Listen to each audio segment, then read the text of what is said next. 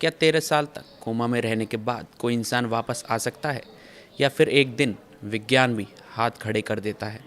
दिल्ली के एम्स में चल रहा हरीश राणा का मामला आज पूरे देश को एक कठिन सवाल के सामने खड़ा कर रहा है। क्या चमत्कार होगा या विज्ञान हार जाएगा? नमस्कार, मैं हूँ यश गर्ग। आप देख रहे हैं न्यूज़ 18 का डिजिटल प्लेटफॉर्म। 32 साल के हरीश राणा पिछले 13 साल से कोमा में हैं। वो ना बोल सकते हैं, ना प्रतिक्रिया दे सकते हैं, लेकिन उनकी सांसें अभी भी चल रही हैं।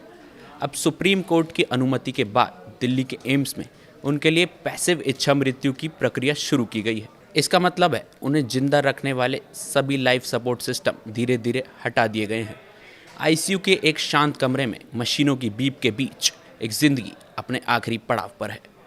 पैसिव इच्छा मृत्यु का मतलब किसी को मारना नहीं होता, बल्कि कृत्रिम तरीकों से जीवन को लंबा ना खींचना होता है, जैसे वेंटिलेटर या फीडिंग ट्यूब हटाना, ताकि शरीर प्राकृतिक तरीके से अपनी यात्रा पूरी कर सके।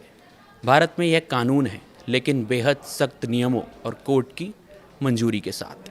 एम्स के डॉक्टरों के लिए यह सिर्फ एक मेडिकल केस ही नहीं, यह एक भावनात्मक और नैतिक चुनौती है। एक तरफ उनका काम जीवन बचाना है और दूसरी तरफ उन्हें यह सुनिश्चित करना है कि मरीज को दर्द ना हो।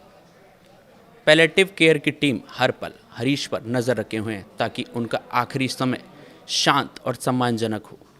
इस कहानी का सबसे दर्दनाक हिस्सा है परिवार। हरीश की मां आज भी चमत्कार की उम्मीद में अस्पताल के गलियारों में बैठी है, हाथ में प्रार्थना, आंखों में इंतज़ार।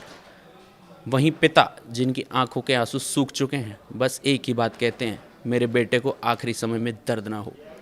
विज्ञान कहता है 13 साल के लंबे कोमा के बाद वापसी की संभावना लगभग ना के बराबर है। लेकिन इतिहास में कुछ दुर्लभ चमत्कार भी हुए हैं जहां मरीज अचानक जाग उठे। यही वजह है कि यह मामला सिर्फ मेडिकल नहीं, बल्कि उम्मीद और हकीकत के बीच की लड़ाई बन गया है।